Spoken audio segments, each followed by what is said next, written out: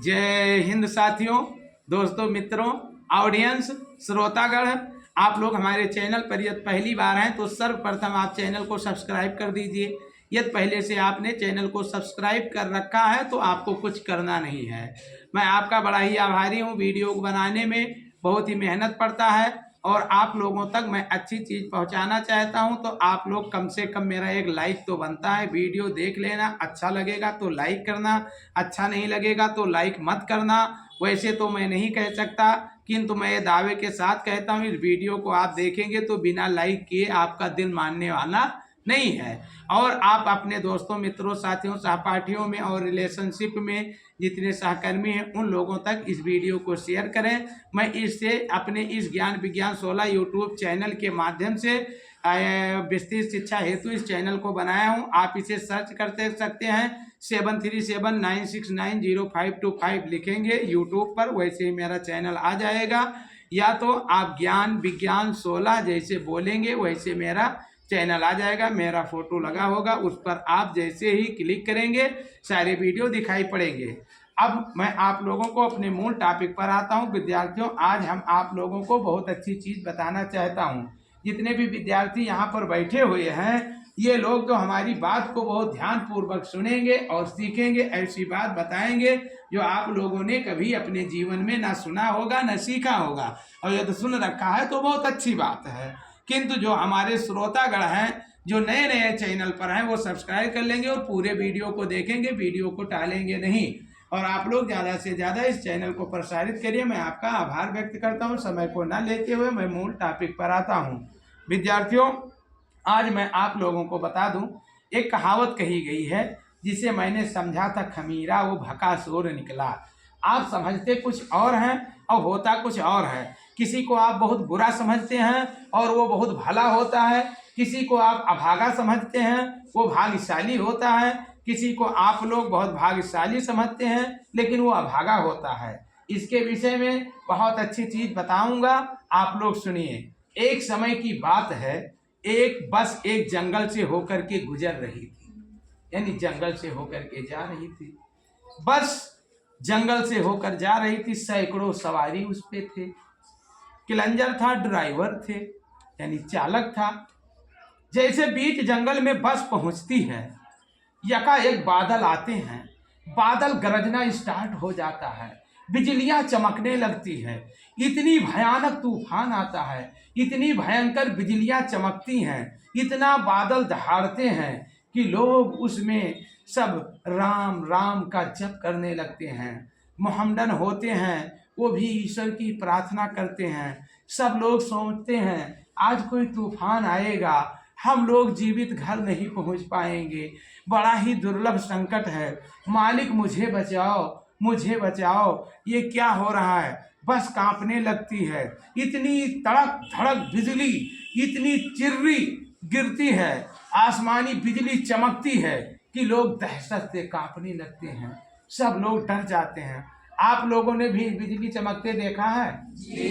जब बादल गरजता है और बिजली चमकती है तो बड़ा ही डर लगता होगा। वैसे ही लोग डरते थे। अब वो मारे डर के बस पर बैठे हुए थे।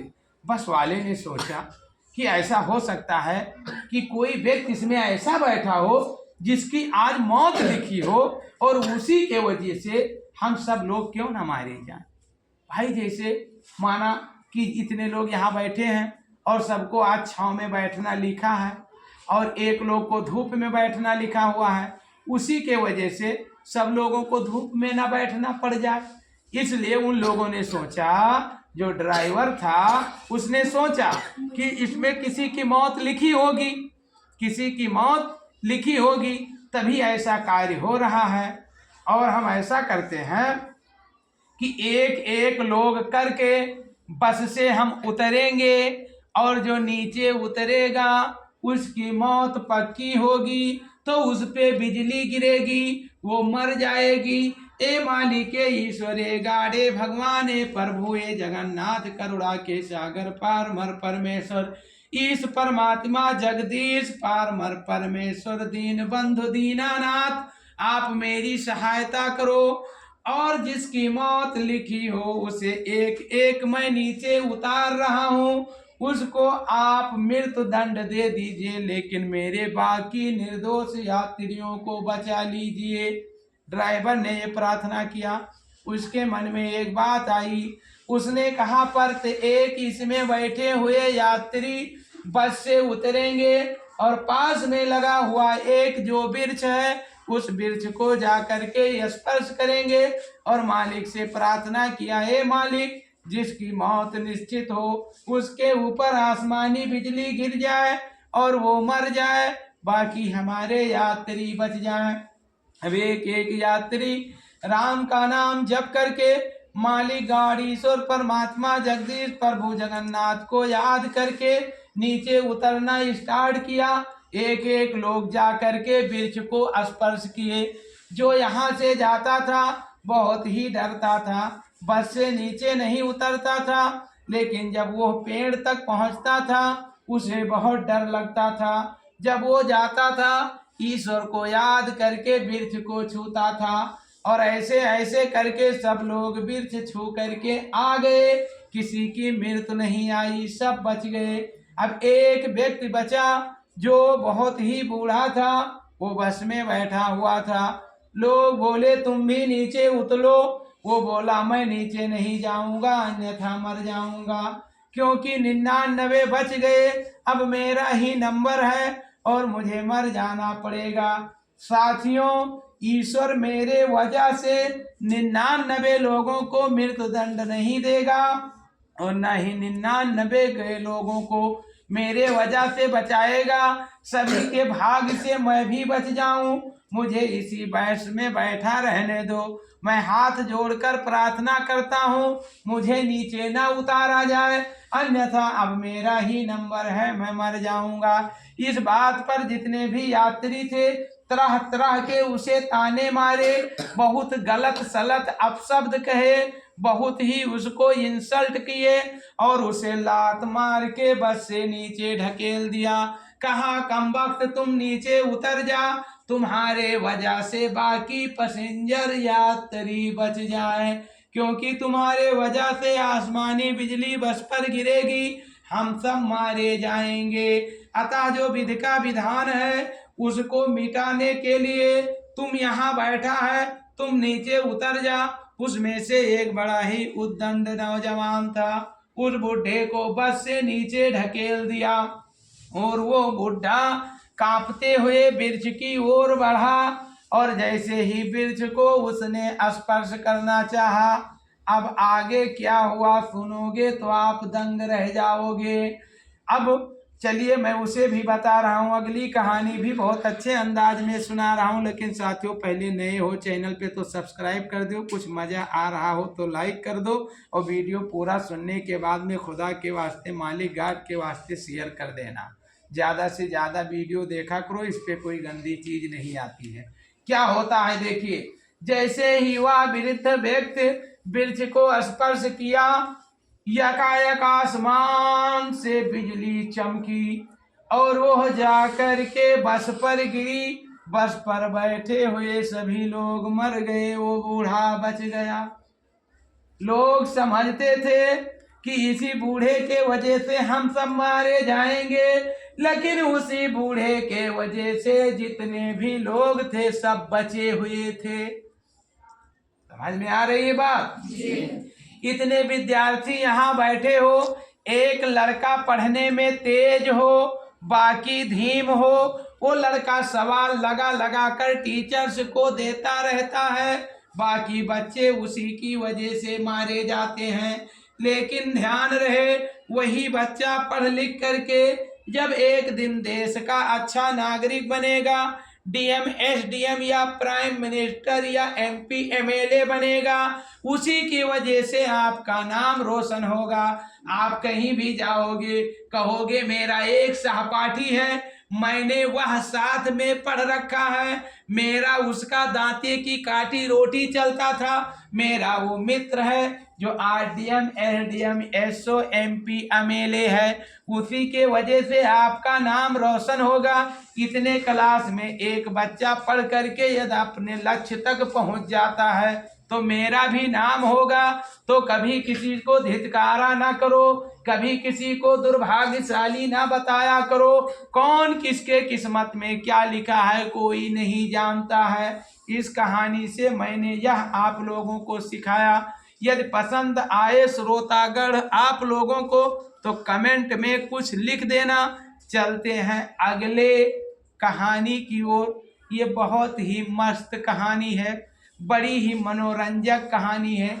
इसे सुन करके आप बहुत ही खुश पड़ेंगे और बहुत ही सीख ग्रहण करेंगे।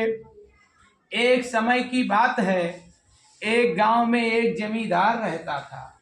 उसके एक कन्या थी, उसके एक बालिका लड़की गर्ल थी। वो बड़ी ही खूबसूरत थी, वो बहुत ही पढ़ने में बुद्धिमान थी, बड़ी ही विद्वत्मा थी। अब उसका वर कहीं नहीं मिल पा रहा था, उसकी शादी नहीं हो पा रही थी। वो जमींदार जमींदारों के यहाँ रिश्ते लेकर जाता था, सारे रिश्ते टूट जाते थे। एक दिन उसने एक पंडित को बुलवाया। वह पंडित बहुत ही पुराना और बहुत ही जानकार था। लगभग उसकी एज 80 वर्ष की थी। वह ब्राह्मण था या कौन था, मैं किसी की इंसल्टी नहीं करना चाहता। समझिए वह पंडित था। पंडित का मतलब कोई ब्राह्मण नहीं होता है। अपदो दूरगामी चा साक्षरो नाचा पंडिता अमुखा अस्फुट वक्ता योजनाति सा पंडिता। यानी जो पढ़ा लिखा होता है उसी को पंडित कहते हैं। इसमें कोई जात की बात नहीं है। वह ज्योतिषी आया, उस कन्या का हस्तरेखा देखा। उस हस्तरेखा में लिखा हुआ था कि इसकी शादी एक राजा से होगी। पहला क्या लिखा था, इसकी शादी एक राजा से होगी। दूसरा लिखा था जिस राजा से होगी वह महाराजा बनेगा, महाराजा से होगा तो वह चक्रवर्ती राजा बनेगा। अब जो पंडित जी थे उनका मन बेईमान हुआ कि काश इस लड़की से मेरी शादी हो जाए तो मैं भी राजा बन जाऊं। भाई सबका मन लालच में होता है। ऐसे मैं कहूँ जो बेंच को उठा करके इधर खिसका देगा उसे मैं मॉनिटर बना दूंगा, तो हर बच्चे सोचते हैं मैं बन जाऊं। अब कहानी सुनिए, बहुत ही रुचिकर ज्ञानवर्धक मनोरंजक कहानी है। क्या होता है, पंडित जी के मन में लालच आया। उन्होंने कहा, ए जमींदार साहब आपके कन्या के हाथ में कुछ गलती है। कहा बताइए गुरुदेव क्या गलती है। कहा इसकी शादी जिससे होगी वो वही दिन मर जाएगा, इसीलिए जितने लोगों के पास आप रिश्ता लेकर जाते हो उनकी मृत्यु नहीं होती है तो रिश्ता नहीं लगता है। मैं क्या बताऊं, ये सुधरने वाला नहीं है, इसका कोई काट नहीं है। जमींदार बोला जितने खजाने माल सरफियां चाहिए गुरुदेव ले लीजिए, इसका कोई विकल्प बताइए। गुरुजी ने कहा ठीक है मैं विकल्प बताता हूँ। मैं ठहरा 80 वर्ष का बूढ़ा, मुझसे ही अपनी लड़की की शादी करवा दीजिए और मैं मर जाऊं। आपकी लड़की की दोबारा शादी कर देना, क्योंकि लिखा हुआ है जिससे शादी पहली होगी वो मरेगा। तो पहली शादी मुझसे करवाओ, मैं मर जाऊं। दूसरी शादी दूसरे से करवाओ ताकि वो राजा बन जाए। जमींदार ने सोचा ऐसा तो मैं कर सकता हूँ गुरुदेव, लेकिन इसमें एक गलती है। कहा क्या गलती है, मैं अपने लड़की की शादी तुमसे करवा दूंगा, दुनिया हंसेगी मजा लेगा कि राजा कितना मूर्ख था, जमींदार कितना मूर्ख था। अपने लड़की की शादी 20 साल की लड़की 80 साल के दूल्हे से करवाया और इसके बाद में जब बाबा तुम मर जाओगे, पंडित जी तुम इंस्पायर हो जाओगे तो मेरी लड़की की शादी कोई नहीं करेगा, क्योंकि वो हिंदू धर्म का था। हिंदू मतलब सनातन धर्म का था। सनातन धर्म में शादी केवल एक बार होती है।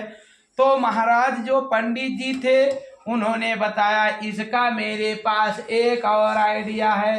कहा क्या, कहा मेरा आश्रम नदी के किनारे है, आप एक बक्से में अपनी कन्या को बैठा दीजिए, उसी में मंगलसूत्र रख दीजिए, मंगलसूत्र या माला जो पड़ता है रख दीजिए, हीरे जवाहरात रख दीजिए, कन्या को नदी से पैड़ा दीजिए।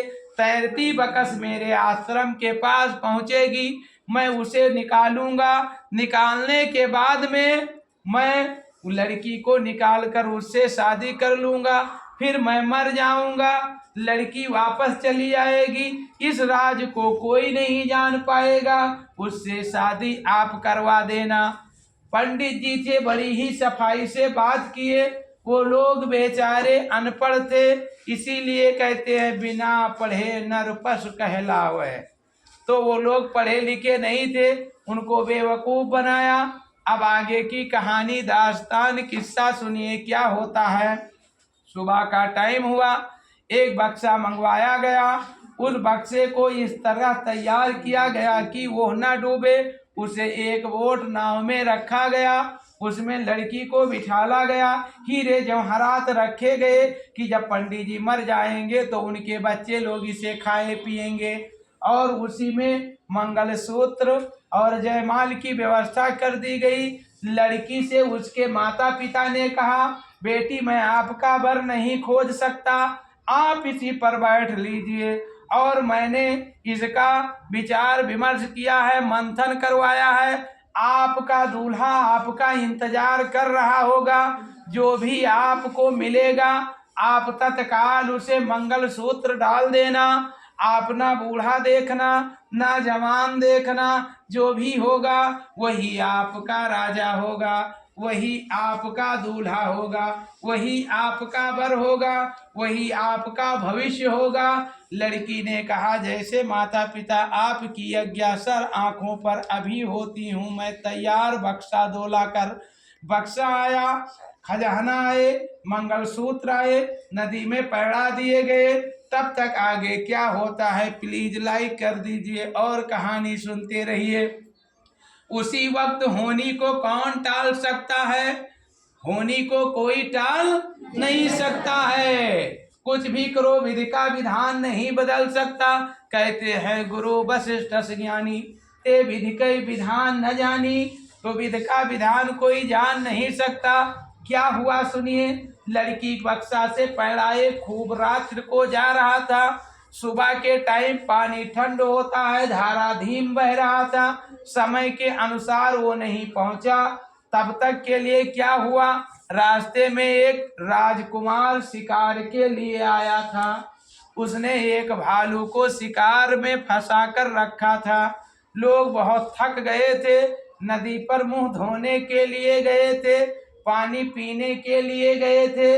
देखा एक बक्सा जा रहा है, वो सुंदर सा सुकुमार राजकुमार उस बक्से को अपने साथियों से निकलवाया।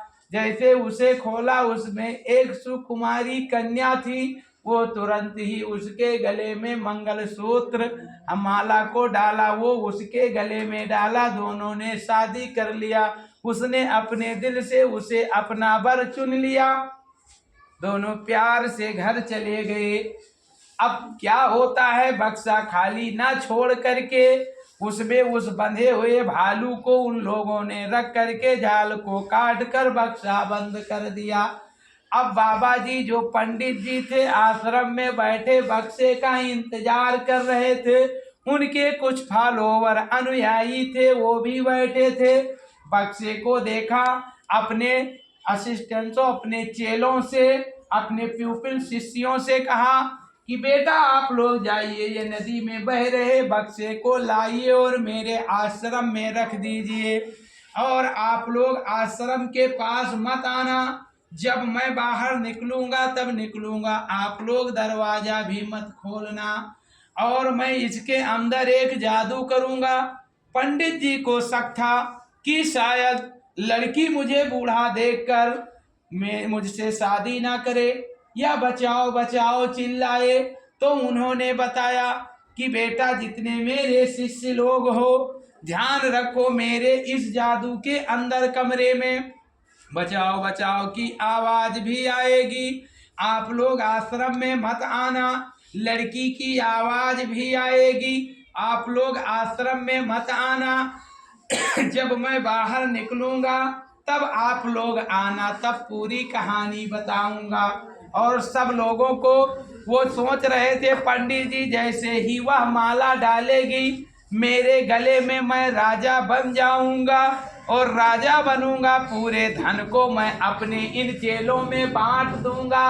वो बोले कि सब लोगों को 100-100 असरफिया देंगे, आप लोग पास में मत आना। आश्रम के चारों तरफ एक रेखा खींच दिया। बच्चे इतना गुरु को मानते हैं कि गुरु जी बोल दें तो बच्चे, वैसा मैं कह दूं बच्चे आप लोग बोलना नहीं तो चुपके से बैठे रहते हो। मैं कहता हूं वीडियो लाइक शेयर कमेंट कर देना, कोई नहीं करता, लेकिन स्टूडेंट्स गुरु का इज्जत करते हैं, जरूर कमेंट करते हैं। तो मैं ये देखता हूँ बच्चे बड़े आज्ञाकारी थे, बक्सा लाए, बड़ा वजन बक्सा था, लेकिन गुरु को आज्ञा, जैसे गुरु आज्ञा बच्चे किए काम, और ला करके बक्सा रखे गुरु के धाम, ला करके उन्होंने रख दिया। अब जब बक्से को रखा गुरुदेव अंदर से सिटकिनी लगाए और जैसे बक्सा खोले उसमें निकला एक भालू। अब पंडित जी अचंभे में पड़ गए, बहुत ही चकराए, चक्कर खा के जमीन में गिर गए। पंडित जी ने तुरंत लगाया अपना दिमाग। मैंने बताया हूँ संकट में मनुष्य का साथी उसका माइंड होता है, बताया हूँ ना। उन्होंने दिमाग लगाया, अपने सांस को रोक करके मुर्दा का रूप धारण कर लिया। भालू मुर्दों पर अटैक नहीं करता, भालू जाए तो कैसे जाए क्योंकि सिटकनी बंद थी। अब क्या करे, दरवाजा बंद था, भालू जा नहीं सकता। पंडित जी लेटे थे, बोल नहीं सकते थे, बोले तो भालू खाए, पल्ला खोले तो भालू जाए। अब वो उठकर जो खोलना चाहे तो भालू उनको भक्ष जाए। अब पंडित जी क्या करें, मन ही मन सोच रहे थे कि मैंने क्या छल किया। मैंने जमींदार से कहा कि इस मन के लालच किया कि ये लड़की मुझसे शादी कर ले तो मैं राजा बन जाऊं, लेकिन ईश्वर मेरी मदद करो। मैंने मन में कोई खोट नहीं रखा, हर दुनिया है, लालच तो सबके अंदर है। मैं भी सोचा राजा बन जाऊं, तो ऐसी तमन्ना नहीं, ईश्वर कोई सहायता करो। तो मालिक क्या करे, जैसी करनी वैसी भरनी। ठीक है, बोयो आम बोयो पेड़ बबूल के तो आम कहाँ से खई हो। टिट फाट टैट जैसे का तैसा, सठे साठ्यम समाचरित, जैसा किया वैसे पड़े थे पंडित जी। तब तक एक लड़का बड़ा ही दुष्ट था, बड़ा मुरहा था। तो उसने सोचा क्या बात है, बक्सा खोल दिए गुरुदेव अभी निकले नहीं, और कहे थे 1 घंटे में निकलेंगे, जैसे माना तुम बहुत आज्ञाकारी हो। मैं कहता हूँ कि आप लोग 1 घंटे तक बैठे रहिए, मैं अभी गुलवरिया जाता हूँ, आता हूँ, तब आप लोग घर जाना। तो क्या मैं 10 घंटा नहीं आऊँ तो आप घर नहीं जाओगे? 1 घंटे की तो बात थी। 1 घंटे 2 घंटे तक बच्चों ने इंतजार किया। फिर एक दुष्ट लड़का था, कहा मैं जाकर देखता हूँ, और वो गया, बोला पंडित जी गुरुदेव पल्ला खोलो।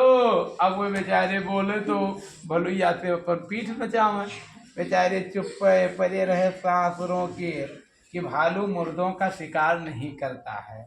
आप लोग इसको सुना होगा, शेर और भालू ये सब मुर्दे नहीं खाते तो गीदड़ खाते हैं। शेर कभी भी शिकार करता है तो भागते जानवर, कोई हिरन है चुपचाप खड़ी रहे तो शेर शिकार नहीं करेगा, वो चुपचाप बैठा रहेगा। तो जब बहुत उसका तमन्ना बढ़ जाएगी, भूख बहुत हावी होगा, तब गुर्राएगा, डरवाएगा कि ये भागे। जब वो भागेगा तब उस पर वो हमला करेगा। आप लोग वीडियो यूट्यूब पर देखते होंगे, तो जब हिरणों की झुंड होती है तब शेर उनको चहेटता है, तब उसमें से जो हिरन बिछड़ कर भागती है उसी पर अटैक करता है। झुंड पर वो कभी हमला नहीं करते, और बैठे हुए या रुके हुए लोगों पर हमला नहीं करते। ठीक उसी प्रकार से बिल्ड एनिमल्स का लॉ है, वो वहीं पर चुपचाप पड़े थे। बच्चा जब नहीं दरवाजा खुला तो उसने बुलाया, चंगो मंगो निरहो घुरहो जितने भी थे सबसे कहा इसको तोड़ो, ऐसा तो ना है गुरुदेव को लेनी देनी पड़ेगा अंदर। अब जब दरवाजा तोड़े तो जैसे देखे देखे भालू, लड़के भगे भालू भालू करते, और भालू चहटा, भालू भाग कर जंगल गया। गुरुदेव बाद में उठे और बच्चों को बुलाया और बताया बेटा लालच नहीं करना चाहिए, जो जैसे सिस्टम होता है, जो जिसके नसीब में लिखा होता है वो उसे मिलता है। और मैंने लालच किया, अपने आप को बेईमान साबित किया, उस लड़की को गुमराह किया, उससे शादी करना चाहा, और कहो मालिक की कृपा थी कि मन में खोट नहीं था, इसलिए मुरहवा ने मेरी जान बचा लिया, अन्यथा तो आज खा लेता मुझको भालू और मैं बन जाते आलू। और बिटिया थी बड़ी चालू, वो लगता है पाई गई कहीं अपना बर गई अपने घर, और हम इसमें फंस गए, मुझे कुछ नहीं मिला, पड़ गए एक चक्कर। तो ऐसा होता है साथियों, जो नसीब में लिखा होता है वो होता है, लेकिन रहे भरोसे भाग के हम पछताते नहीं हैं। एक बात ध्यान रखो, खुद को कर बुलंद इतना कि खुदा बंदे से पूछे कि तेरी रजा क्या है। भागे के भरोसे नहीं रह जाते, अपनी बुद्धि लगा, क्योंकि कर्म प्रधान रच राखा, रामायण में बोला गया है। ये धरती कर्म प्रधान है, इस पे कर्म करो। गीता के उपदेश में श्री कृष्ण भगवान ने अर्जुन से कहा, कर्म करो बिन फल की इच्छा, यानी हमें कर्म करना चाहिए। धरती पे आए हो तो हमें कर्म अवश्य करना चाहिए। एक छोटी सी बहुत ही प्यारी, बहुत ही रुचिकर कहानी आपको सुना दूं, बस आप लोगों से विदाई ले लूंगा, उसके बाद में मैं पढ़ाई पर आता हूं। देखिए, एक बार की बात है, एक लोग थे गांव में, वो ईश्वर पर बड़ा अटूट विश्वास रखते थे। वो क्या करते थे, अपने बच्चों को पढ़ाते लिखाते नहीं थे। वो कहते थे ईश्वर जब चाहेंगे तो मेरे बच्चे पढ़ जाएंगे। एक लोग गांव में थे, उनको समझाए कि ईश्वर के भरोसे ना रहो, राह भरोसे भाग्य के अपना समय ना बिताओ, कुछ काम करो, अपना जीवन बेहतर बनाओ। तो वो कहे तुम्हारा काम गलत है, वही है वह है जौन राम रच राखा, वह है हो जौन किस्मत में लिखा हो। तो कहा कि भाग्य के भरोसे रह कर भैया आप भूखों मर जाइयो, और ये हाथ आपको ईश्वर ने दिया है, इतने बहुमूल्य पैर दिए हैं, उस दिन तो आप धन्य हो गए जिस दिन मनुष्य का शरीर आपको ईश्वर ने दे दिया, इससे बड़ा और क्या है। तो आप ध्यान रखो, कुछ कर्म करो। मैं कहे नहीं मुझे ईश्वर देगा मैं खाऊंगा। वह चले गए एक पहाड़ की चोटी पर। कहाँ चले गए? पहाड़ की चोटी पर। और पहाड़ की चोटी पर जैसे पहुंचे, पलथी मार दिए, आसन लगाए, ध्यान लगाए, आंख बंद किए और कहा, ए गाड़े मालिके ईश्वर, ये लोग दुनिया के आपको झूठा कहते हैं, बहुत से लोग नास्तिक हैं, आपको नहीं मानते हैं, मैं आपको मानता हूँ, मुझे आप भोजन दो, भोजन दो, भोजन दो। यदि भोजन नहीं देते हो तो भी मैं मान जाऊंगा कि ईश्वर नहीं है दुनिया में, तो मेरी रक्षा करो, मुझे भोजन दो, भोजन दो। इस बात पर, उनकी तपस्या पर कई घंटे बीत गए, कई दिन बीत गए। जब वो एकदम भूखों से तड़पने लगा, उसकी जान जाने लगी, तो जो मलकर मौत था, मौत का फरिश्ता मालिक, वो कहा कि इसकी जान को हम कब्ज नहीं कर सकते क्योंकि इसकी जिंदगी है, इसे हम भूखों मार नहीं सकते क्योंकि इसकी अभी रोजी रिस्क बाकी है। इसी बात पर उसने ईश्वर से प्रार्थना किया, ईश्वर आप बताएं क्या हो। ईश्वर ने कहा, जा वो मेरा नाम लेता है, मेरा भक्त है, उसने मुझे भक्ति से जीत लिया, उसको जा बंडल बंडल पूरी सब्जी ऊपर से गिरा, वो ऊपर से लड्डू की बौछार होने लगी, खजूरी चुहारा गरी के गोले मुनक्का बादाम काजू पिस्ता गिरने लगा, ऊपर से बर्फी छेना पूरी पकौड़ी दाल चावल रोटी सब्जी आसमान से गिरने लगा। अब वो पहाड़ की चोटी पर बैठे थे, सब ढमड़ियाए के खड़बड़ाए के लुढ़क के नीचे गिरने लगा। वो बेचारे भूखे थे।